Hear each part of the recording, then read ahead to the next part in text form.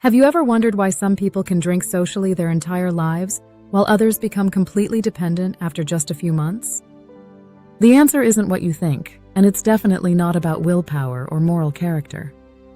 What I'm about to share with you will completely change how you understand addiction forever.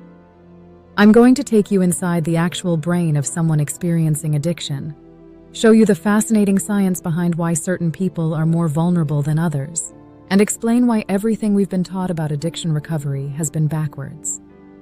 By the end of this video, you'll understand why treating addiction like a moral failing has caused more harm than help, and what actually works instead. Let's start with what's really happening in your brain when addiction takes hold.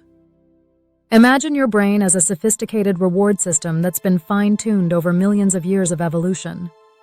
Every time you experience something pleasurable, whether it's eating food, having sex, or achieving a goal, your brain releases a chemical called dopamine in a region called the nucleus accumbens.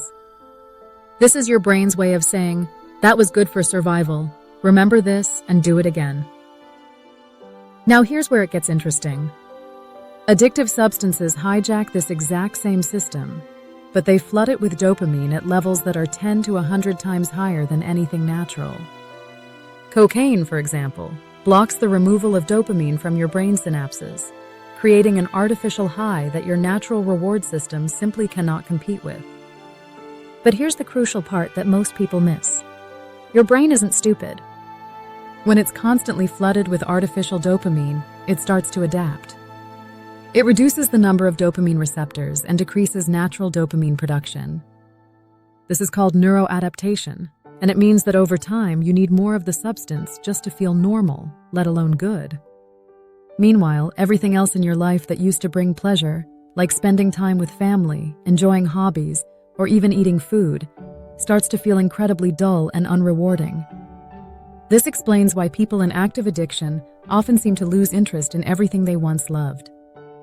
It's not that they've become selfish or weak. Their brain chemistry has literally been rewired to prioritize the addictive substance above everything else, including basic survival needs. But why do some people develop addiction while others don't? This is where the science gets really fascinating. Research shows that addiction vulnerability is determined by a complex interplay of genetics, environment, and timing.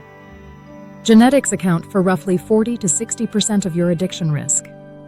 If you have parents or siblings with addiction, you're significantly more likely to develop it yourself, not because of learned behavior, but because of inherited differences in brain chemistry. Environmental factors play a huge role too. Childhood trauma, chronic stress, social isolation, and early exposure to substances all increase addiction risk dramatically. People who experience abuse or neglect in childhood are several times more likely to develop addiction later in life. This isn't coincidence.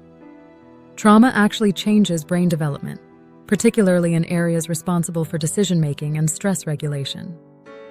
The timing of first use is absolutely critical.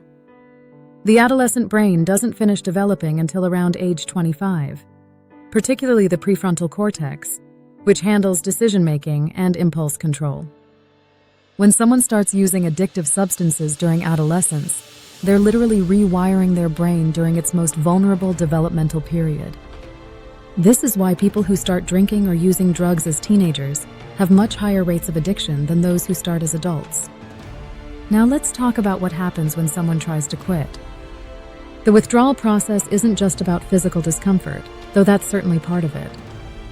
When you remove the addictive substance, the brain is left with depleted dopamine systems and hypersensitive stress responses. Everything feels overwhelming, nothing feels rewarding, and the brain is desperately seeking the one thing it knows will provide relief. This creates powerful cravings that can persist for months or even years after quitting. This is why willpower alone is rarely sufficient for recovery. You're essentially asking someone to use a damaged decision-making system to override overwhelming neurochemical signals. It's like asking someone with a broken leg to run a marathon by trying harder. So what actually works? The most effective treatments target the underlying brain changes caused by addiction. Medications like naltrexone and buprenorphine help restore normal brain chemistry and reduce cravings. Behavioral therapies teach people how to recognize triggers and develop new coping strategies.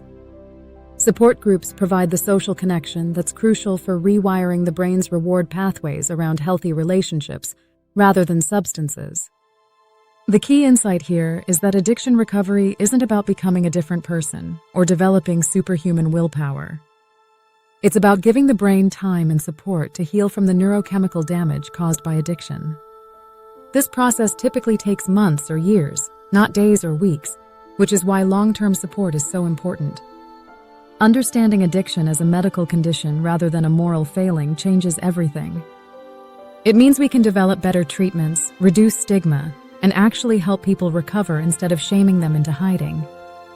When we treat addiction with the same compassion and evidence-based approaches we use for other medical conditions, recovery rates improve dramatically. The science is clear. Addiction is a chronic brain disease that requires medical treatment, not moral judgment. The more we understand the neuroscience behind addiction, the better equipped we become to help people heal and rebuild their lives.